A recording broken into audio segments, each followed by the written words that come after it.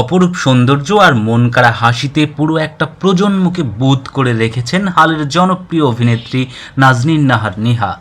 নিহা অভিনীত নাটক মানেই এখন ট্রেন্ডিংয়ের টপ লিস্টে থাকা।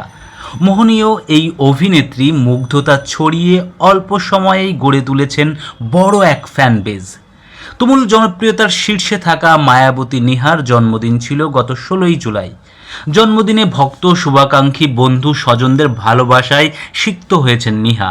সঙ্গে উস্কে দিয়েছেন এক রহস্য, যা নিয়ে ভক্তদের মধ্যে চলছে নানা জল্পনা। জন্মদিনে বিভিন্ন জনের দেওয়া একাধিক কেকের ছবি ফেসবুকে মাই স্টোরিতে শেয়ার করেছেন নেহা। সেখানে একটি কেকের লেখাকে ঘিরে শুরু হয়েছে এই জল্পনা। ওই কেকের উপরে লেখা ছিল হ্যাপি বার্থডে লক্ষ্মী। তারপর থেকেই প্রশ্ন উঠেছে নিহাকে কে লক্ষ্মী বলে ডাকেন। ওই ছবিটিতে নিহাকে একাই দেখা গেছে, কেক সামনে নিয়ে মুখে মিষ্টি হাসি তার।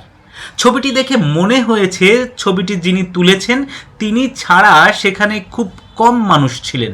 তবে নিহার পেছনের দেয়ালে সিনেমার পোস্টার এবং ট্রফি দেখে বোঝা যাচ্ছে সেটি কোনো প্রোডাকশন হাউস হতে পারে।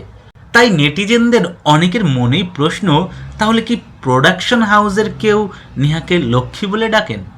আবার নেহার পেছনের দেয়ালে যে 3টি সিনেমার পোস্টার দেখা গেছে তার সবগুলোর পরিচালকই রায়হান রাফি।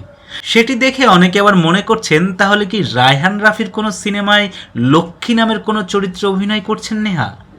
আবার কেউ কেউ বলছেন বাবা মা কিংবা পরিবারের কেউ নেহাকে লক্ষ্মী বলে ডাকেন না তো। তবে কোনো বন্ধু কিংবা পরিবারের কাছে অথবা সিনেমার চরিত্রে লক্ষ্মী নাম যেটি হোক না কেন, নেহা যে বাস্তবেই একটি লক্ষ্মী মেয়ে সেটি নিয়ে কারো কোনো সন্দেহ নেই। লক্ষ্মী মেয়ে নেহার জন্য আমাদের শুভকামনা রইল। দর্শক, শুভকামনা রইল আপনাদের জন্যেও।